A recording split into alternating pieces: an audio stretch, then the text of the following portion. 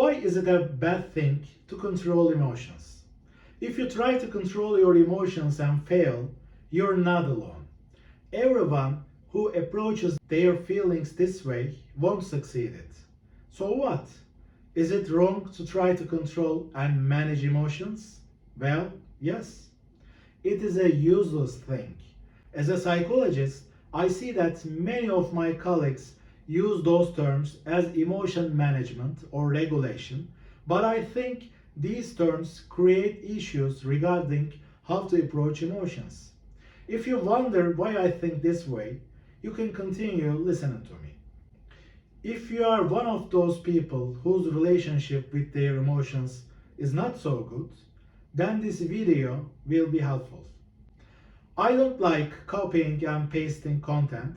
Instead, I synthesize my expertise and experiences to create unique content.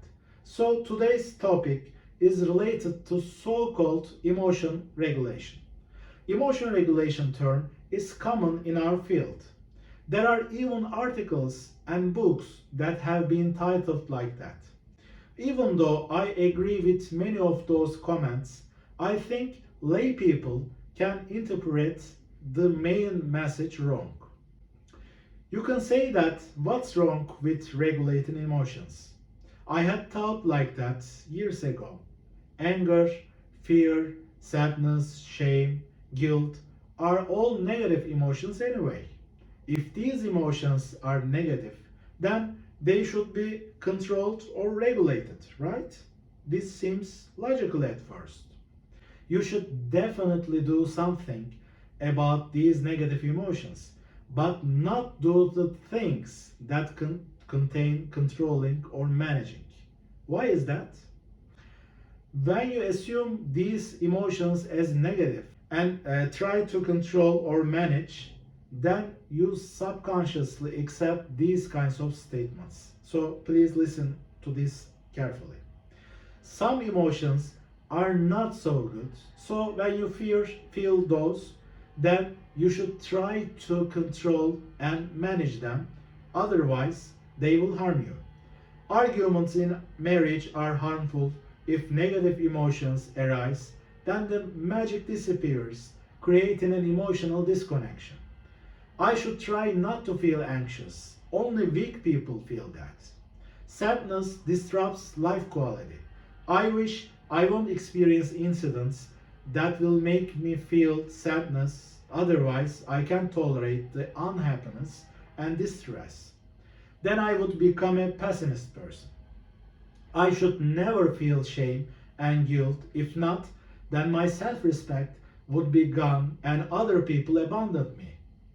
So these internal beliefs maybe sounds logical at first, but they establish a ground for many problems because they don't belong to our nature.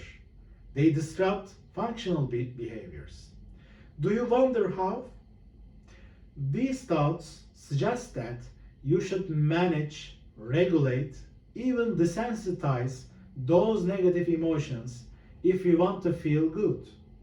As I explained in my self-help system wake technique, when you are in a psychological sleep state, you are disturbed by negative emotions and try to control those feelings.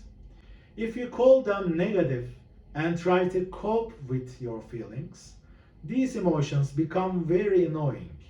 So when you are aware of these negative feelings, you experience an inner resistance.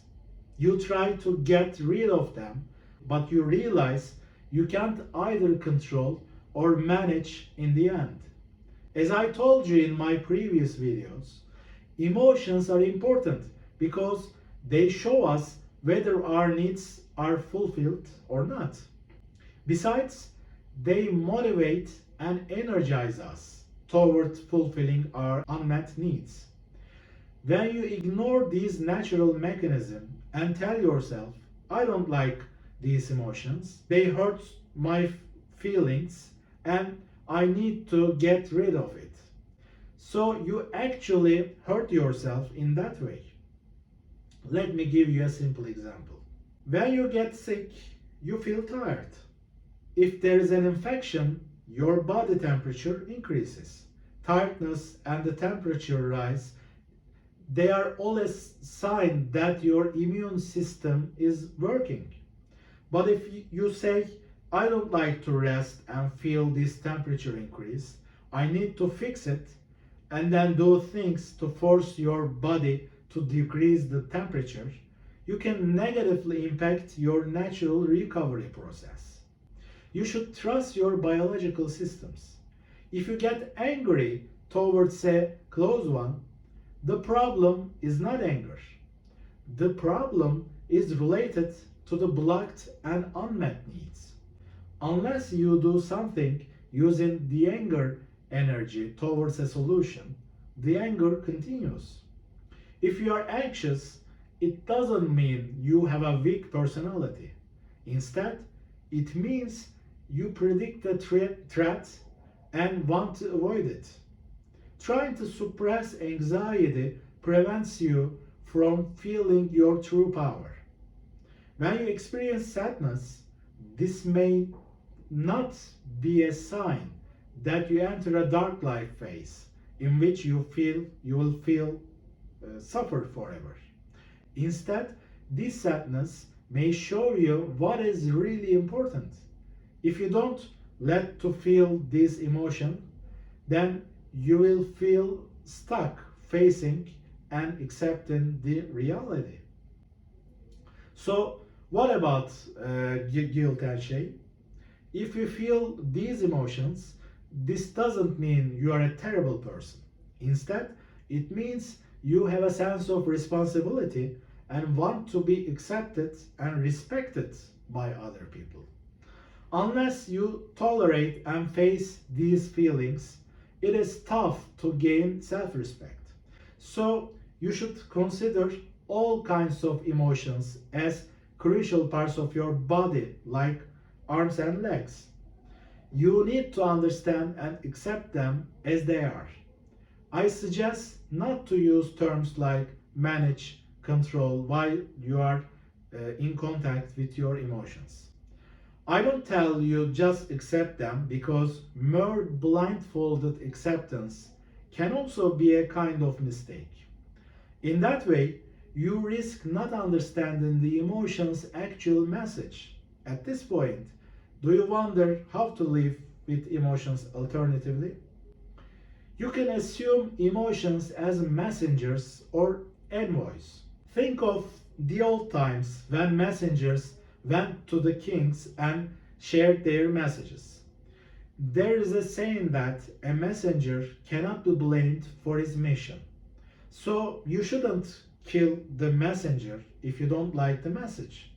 Your task is to concentrate on what the message is and do something about it. It is pointless to attack and blame the messenger for the message they bring. So ask yourself this: after paying attention to the message, what can you control and manage in your life as you are the king or queen of your life? You can manage, control, or regulate your what? Decisions and behaviors. There are conscious or unconscious decisions behind every thought in your mind. You can synchronize your decisions with your emotions and act accordingly. Those negative, annoying messages are just the messages that show what happens in reality. If you understand them correctly, you will have a sense of inner peace and feel wholeness. I know that it is hard to implement what I say in this video. There are lots of other things to consider.